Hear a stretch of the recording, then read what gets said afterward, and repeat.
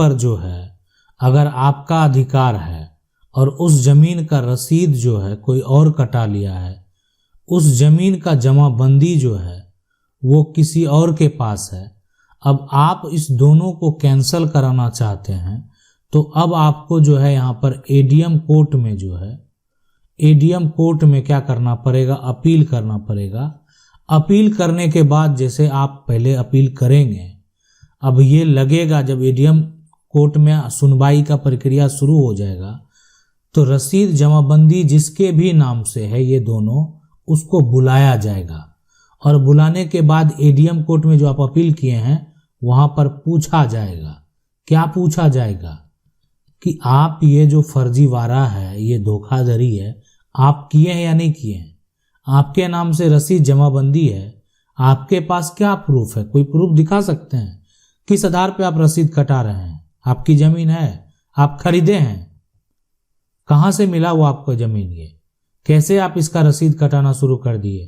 तो अगर ये पूछा जाएगा तो पूछने में तो उसको दिखाना होगा, या उसके कोई वकील जो उसकी सहायता कर रहे हैं उनको भी दस्तावेज तो दिखाना होगा।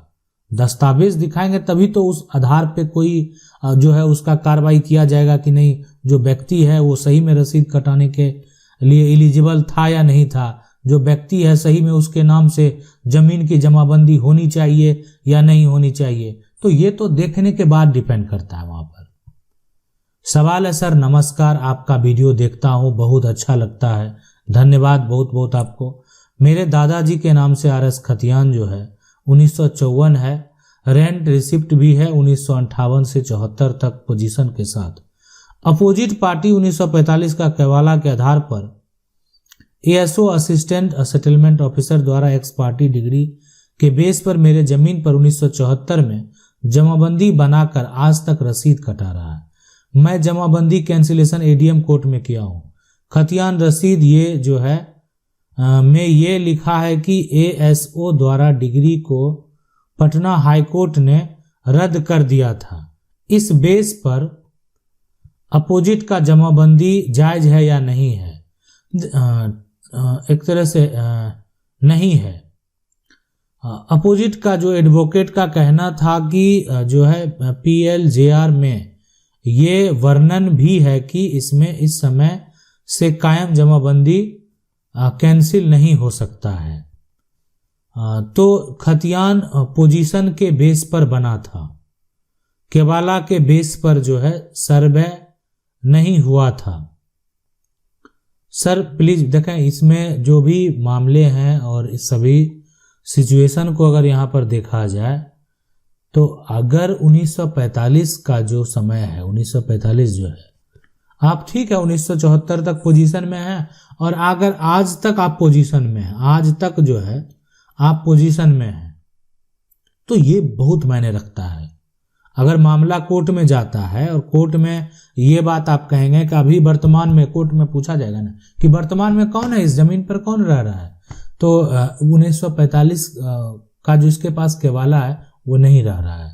तो 1945 वाला केवाला से पूछा जाएगा कहाँ थे इतने दिन, जो है आपके पिता दादा कोई जमीन ढूंढे क्यों नहीं, जमीन की रजिस्ट्री कराए, तो कहीं फर्जीवाड़ा तो नहीं किए हैं, कहीं धोखा तो नहीं दिए किसी को, सवाल तो पूछा जाएगा ना।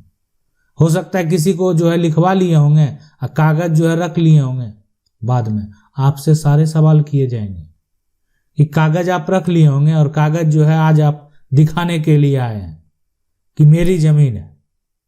तो ये सारे सवाल का जवाब आपके पास होने चाहिए कि आखिर, लेकिन अगर वर्तमान में जो है जिसके पास केवाला है वो कब्जा भी कर लिया, अब अच्छे कई सालों से वो कब्जे में है, आपके पास सिर्फ खतियान है, ठीक है, तो कहीं ना कहीं मान लेते हैं 1954 का खतियान है जिसके नाम से केवाला अगर है, उसका म्यूटेशन नहीं था इसलिए उसके नाम से खतियान नहीं बना, म्यूटेशन होता तो उसके नाम से खतियान बनता।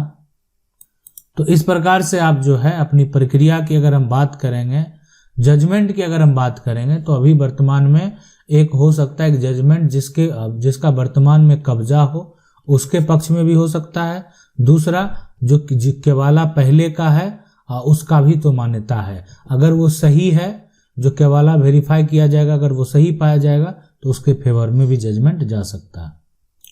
सवाल है सर, मेरी नानी का कोई लड़का नहीं था, केवल नानी की 2 पुत्री थी, जिसमें एक मेरी माँ और दूसरी जो है मेरी मौसी।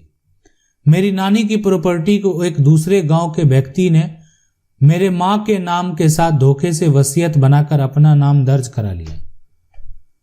उस पर 30 वर्ष से केस चल रहा है तथा जमीन मेरे कब्जे में है। मैं चाहता हूं कि सही वारिस जो है माँ और मौसी का नाम दर्ज हो, है ना। तो क्या किया जाए इसमें? तो देखें, मैं आपको बता दूं, बिल्कुल होगा। देखें, अगर फर्जी तरीके से कोई वसीयत बना लिया है ना, तो इसका ये मतलब नहीं है, धोखा से वसीयत बनाकर नाम दर्ज करा लेने से उसका संपत्ति नहीं हो सकता है। तो अगर कोई लड़का नहीं है, 2 पुत्री है, तो आपकी जो माँ है और आपकी जो मौसी है उसी का कानूनी हक होगा, उसी का कानूनी जो है यहाँ पर कानूनी जो है वो अधिकार होगा। इस बात को आप समझ लें, जो आपकी माँ है और जो आपकी मौसी है कानूनी तौर पर उसी का अधिकार होगा।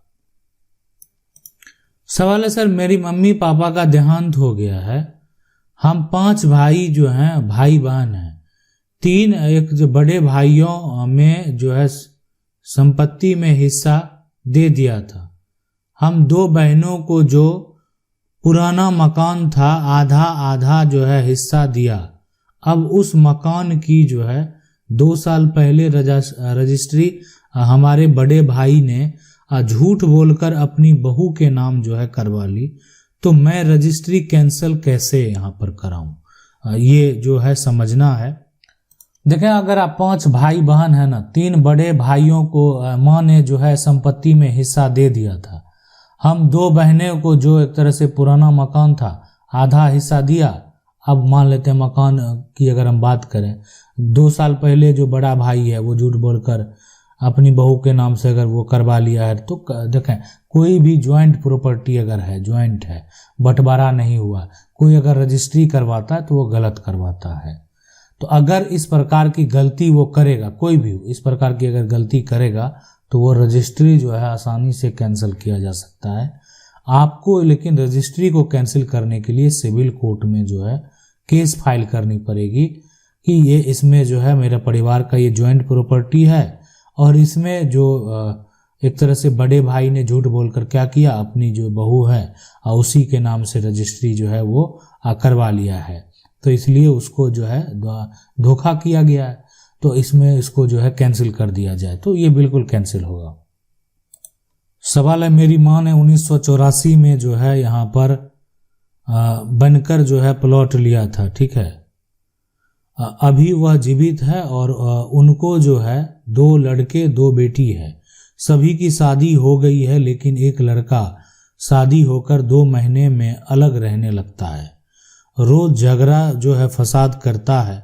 उनको 3 लड़कियां हैं जो यहाँ पर जो है यहाँ पर दारू के कारण 4-5 साल पहले है ना गुजर गए हैं और उनकी बीवी हमेशा झगड़ा करती है। इस कारण माँ जो है यहाँ पर मानसिक तनाव में रहती है। माँ ये प्लॉट बेचना चाहती है पर उसको हिस्सा देना नहीं चाहती है। देखें, हमारा सीधी सी बात है, पैतृक संपत्ति है, बाप दादा की संपत्ति है। अब अगर उनके पैतृक संपत्ति में जो अब हिस्सेदार आए, यहाँ पर 2 बेटा आया, अब एक बेटा मर गया, ये बेटा मर गया, इनकी पत्नी है, इस पत्नी को कानूनी अधिकार, बेटा वाला अधिकार है इस पत्नी को, तो इसीलिए अब इनकी बच्चियां हैं। अगर आप ये सोच रहे हैं कि कानून इनको शेयर नहीं देने वाला है, तो ऐसा नहीं है। माँ का यहाँ पर जो है माँ का एक अपना अधिकार तो है, लेकिन खास करके जब संपत्ति पैतृक हो तो माँ जो है अधिकार से वंचित नहीं कर सकती है। जो उस बच्चे का जन्म से उस परिवार में जो उसको कानून ने अधिकार दिया है, उस अधिकार से आप वंचित नहीं कर सकते हैं, इसलिए कि माँ का वो संपत्ति अर्जित नहीं है। माँ अपने अर्जित संपत्ति में उनको जो करना है कर सकते हैं, लेकिन माँ पैतृक संपत्ति में ये कहकर कि हम शेयर नहीं देंगे, ये संपत्ति हमारी है, बिल्कुल ये आपकी नहीं है, इसमें जितने भी वंशज हैं सभी का जन्म से अधिकार है, आपके बेटों का अधिकार है। और अगर आपके बेटी की मृत्यु हो जाती है तो आपका बेटे का जितना भी शेयर है वो आपकी उनकी जो पत्नी है उस पत्नी का हो जाता है। आशा करते हैं वीडियो अच्छा लगा होगा। वीडियो को लाइक जरूर कर दें। चैनल को पहली बार देख रहे हैं सब्सक्राइब करके जो बेल आइकन है उसको जरूर दबा लें। मिलते हैं अगले वीडियो में, तब तक के लिए जय हिंद।